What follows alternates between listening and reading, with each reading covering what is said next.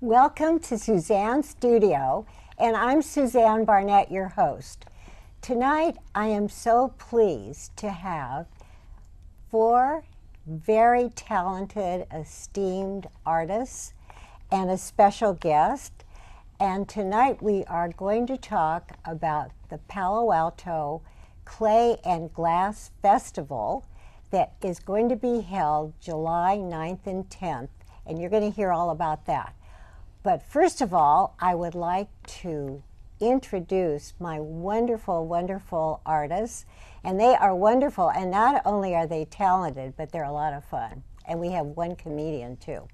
So, Lynn Wood, I'm so glad you're here. And you are called the Textile Queen. What does that mean? Well, I'm the texture queen, and that is a self-appointed... Texture, not textile. Yeah, probably self-appointed. Textile, too. You know, who knows, maybe in my next life. But it's a self-appointed title because it was the only way I was going to become a queen. And it's because I really like working with surface design and texture in my work, like in this platter that I brought to show this evening. This is a piece that's some of my new work. And I'm doing both these pieces that are flat and vases in this style out of a cone 5 porcelain. And it continues with the texture work like my other pieces, but kind of taking it in another direction. I believe a lot in play and exploration in my work. So from year to year, I'm adding and changing things. And this is just an example of some of my newest work. Well, what was your early work like? Well, believe it or not, years ago, my work was black and white. I worked in black and white for about 12 years with a lot of wax resist decoration, and I got tired of looking at all that dark. And then I went to white and blue, and now I'm blossoming into a range of colors, you might say. How did you get started as an artist? I took a pottery class in college, and even though art wasn't my major, I fell in love with clay and spent every spare moment in the clay studio and arranged my entire schedule so that I could have 2 solid days in the clay studio. So it was pretty much love at first touch, if you will. Lynn, let me ask you, what is it about clay that turns you on?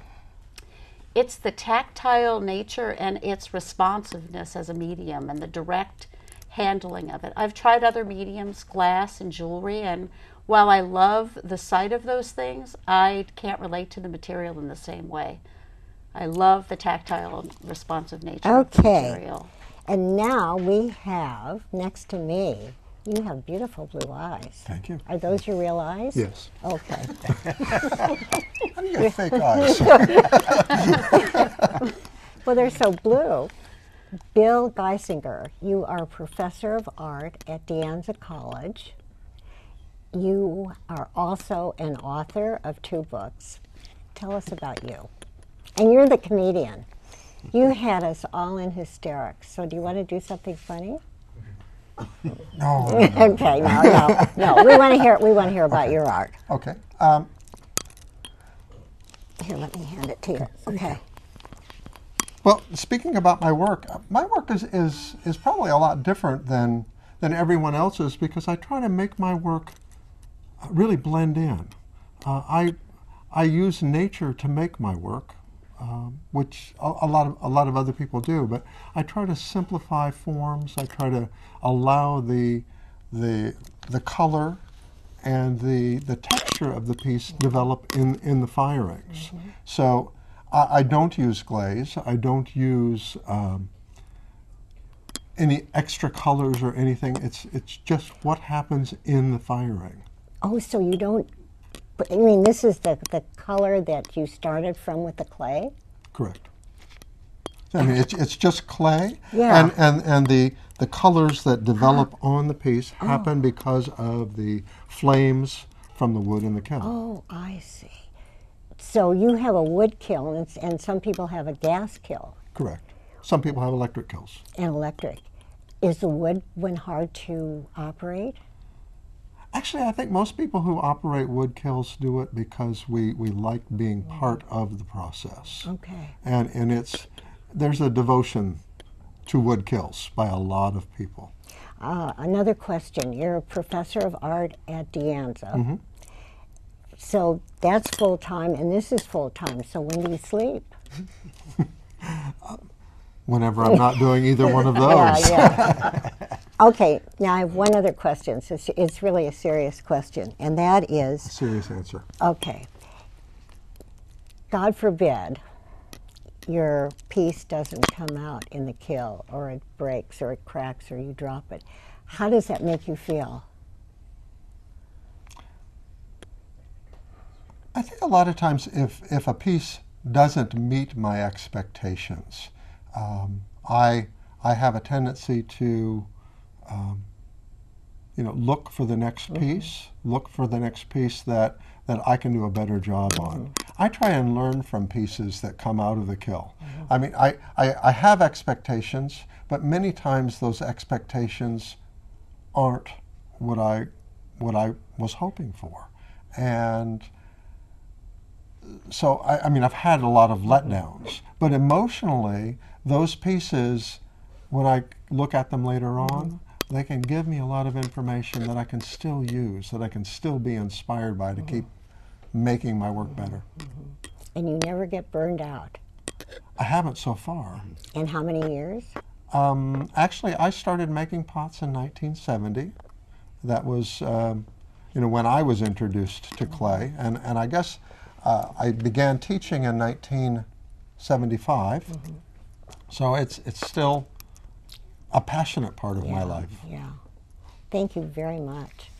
Okay, and now we have Lee, and you are internationally famous.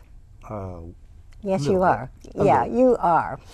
But you're also going to tell the audience about the Palo Alto Clay and Glass Festival. So you want to do that first, Sure. and then we're going to talk about you. Yeah. Okay. The Clay and Glass Festival is sponsored by the Association of Clay and Glass Artists of California, which is a 500-member organization. It's probably the largest and oldest ceramic arts organization in the country. And we have a wide variety of artists. We have people who hand build, people who wheel throw, and we have glass artists who do the variety of glasswork, blowing, and so forth. And we put on this festival once a year in Palo Alto. As you said, it's on a Saturday and Sunday, July 9th and 10th, from 10 o'clock in the morning, no, 9 o'clock in the morning till 5 o'clock in the afternoon. And there'll be about 160 artists there, clay and glass. And you'll see everything you could possibly imagine in terms of shape and color and design. It's a lot of talented people. It's a juried show, or the members who are juried show in it. And so the quality is very high. And this will be our 19th year. And instead of being at the Palo Alto Art Center, we'll be right across the street in RINCONADA Park. So it'll be a new setting, and that'll make it kind of interesting. And that's Embarcadero and Newell. At Newell Rd, Yeah. yeah. Okay. Now let's talk about you. Okay. How come you're so famous? I don't know. Well, I enjoy my pottery, and I started going to Asia, and I've been invited back many times. Would you show? Sure. That is Yeah. so exquisite. This is called a sunflower, and like most of my work, it's wheel thrown. That's primarily what I like to do, and then I like to create what I call classic shapes, classic forms, many of which I've gotten ideas from in Asia. But I do a lot of texturing. I was going to ask you, how do you do that? Well, this was done by throwing a very precise cylinder, and then I hand textured it all around. And then when I was finished texturing it, then I don't touch the surface ever again, and I work from the inside only to create the final shape. Oh, it's so perfect. And that causes the texture to twist and also to change. So it's very tight here, and it opens up. And so I think the texture reflects the shape. And like Bill, I look to nature for some of the forms and some of the ideas. That's fantastic. Lee, I was going to ask you, do you do that on the wheel? Yes. Yeah. Most of my work is wheel thrown. This is also wheel thrown, but it's been carved after it was finally shaped. No wonder you're so internationally famous. I mean, you've been in museums and everything, right? Yes. Okay. So it's Lee Middleman, and you are a studio artist Yes. extraordinaire. Okay, thank you. Thank you. And now we have our special guest, Robin, who you are an artist, but we're not going to talk about that. But you are a very important person in this festival coming up. Tell us why. Well, I'm not the important person. The artists are, and they're fabulous Aren't they? and Yeah. fantastic. I'm on a board member of the Palo Alto Art Center Foundation, and I'm happy to say the reason the festival this year is in RINCONADA Park is because the Art Center is undergoing renovation. And I'm happy to say that we've tried very hard to have a successful capital campaign. But this year, for the first time, we're going to have a wine booth. And we've had this fabulous winery down in Gilroy, the Kerrigan's Cellars, donate wine to us, and they make delicious wine. I can speak for them myself. And we'll have a wine booth with wine tasting that I think will add to the enjoyment of the whole festival. And you'll be able to purchase some wine, drink it there, or take some bottles home, and it will, in fact, fund the Palo Alto Art Center Foundation's projects. So it's all nonprofit. It is all Otherwise, we nonprofit. couldn't talk about it. No, Okay. exactly. Thank you so much, Robin. Oh, thank you for having me. And last but not least, we have little Phyllis Pacin, who's little in stature and enormously talented in her art. You are a Raku artist. Yes. So tell us about you. About Raku, I can tell No, I want to you hear about you me. first. Yeah. Well, this is going to be my first time at the festival, and Oh, I'm really really? excited. Yes. But let me ask a question.